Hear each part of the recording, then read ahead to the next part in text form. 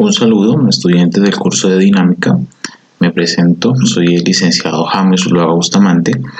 En esta ocasión soy su tutor asignado al curso y tengo la oportunidad de orientarlos en lo que tiene que ver con la dinámica, entendida como una de las ramas de la física, que a su vez es componente importante de las ciencias naturales. En este video tutorial les mostraré, mediante un ejemplo, cómo construir un diagrama de cuerpo libre para un sistema con plano inclinado y poleas. Sin más preámbulos, vamos al ejemplo.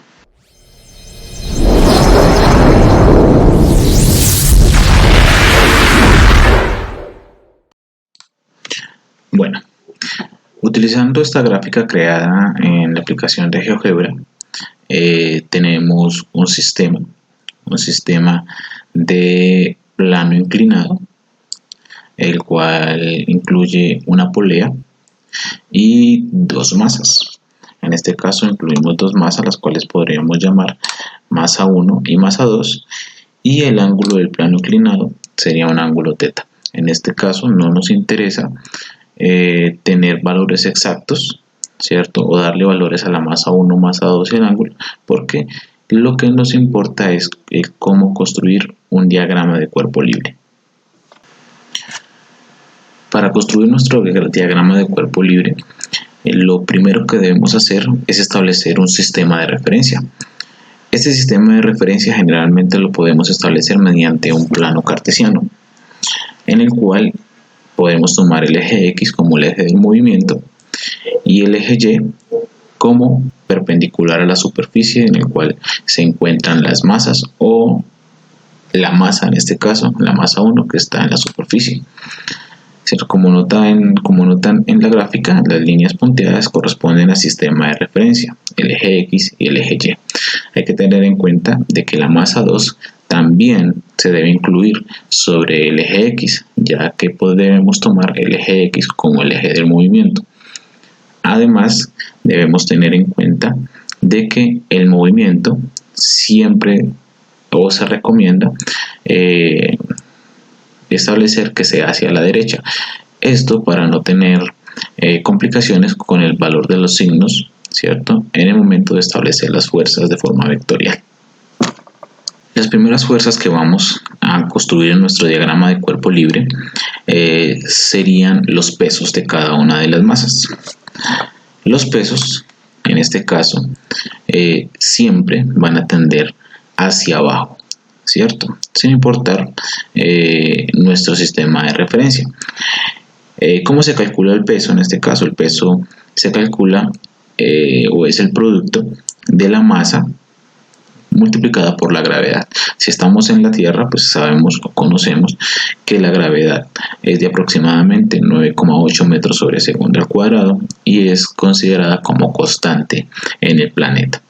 Por lo tanto, el peso 1 sería de la masa 1, sería el producto de la masa 1 por la gravedad, mientras que el peso 2 sería el producto de la masa 2 por la gravedad. La siguiente fuerza que construimos en nuestro sistema de cuerpo libre la llamaremos normal. Esta fuerza normal siempre es perpendicular a la superficie de donde se encuentra el objeto o la masa, como en el caso de la masa 1.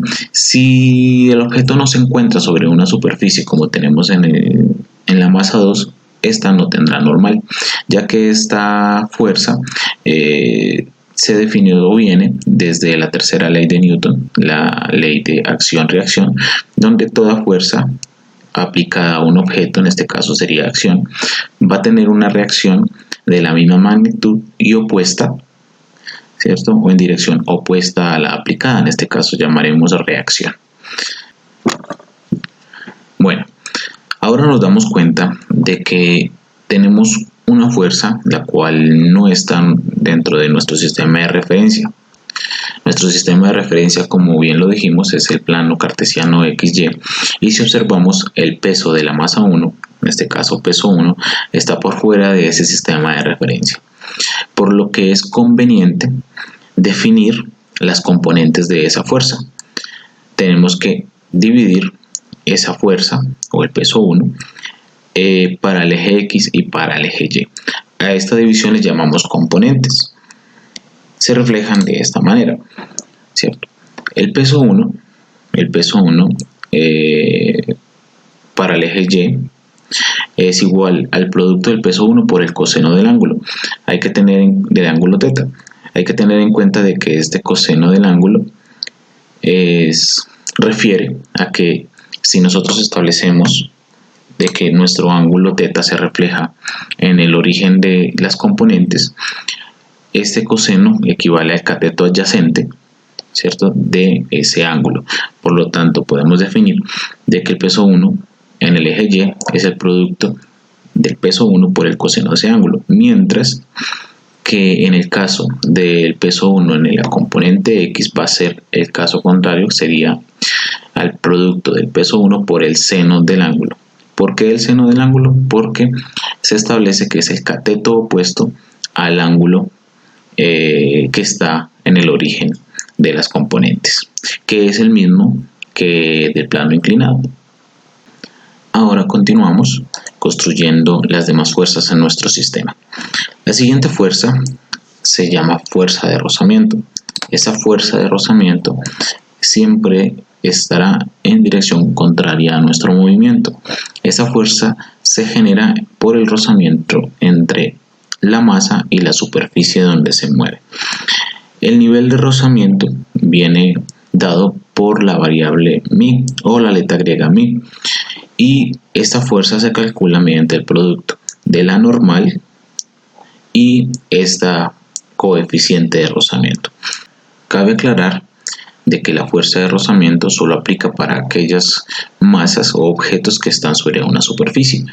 Por lo tanto, en la masa 2, como no está sobre una superficie, por lo tanto no se genera una fuerza de rozamiento. Ahora hablaremos de la tensión o las tensiones.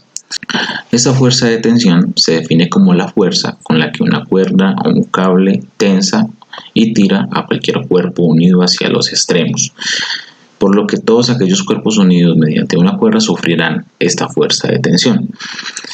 Si la fuerza o esta tensión está en equilibrio, entonces podremos considerar que la sumatoria de las tensiones que experimenta cada una de las masas tiene que ser 0.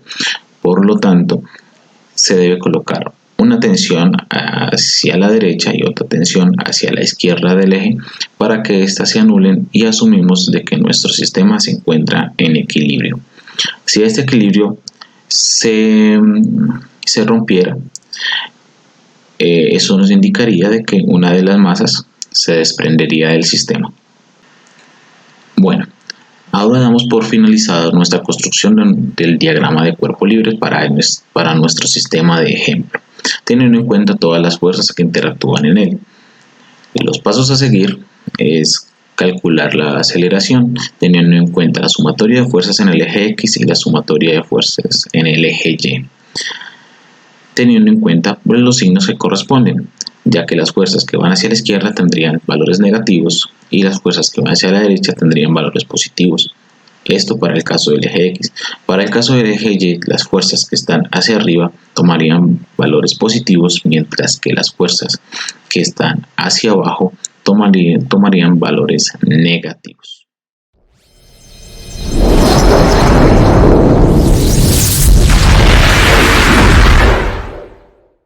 Con esto damos por finalizado nuestro video tutorial, agradeciéndole a todos ustedes por su atención y esperando de que este video les sea de gran ayuda para la resolución de las actividades propuestas en este curso. Estaré atento a sus dudas e inquietudes.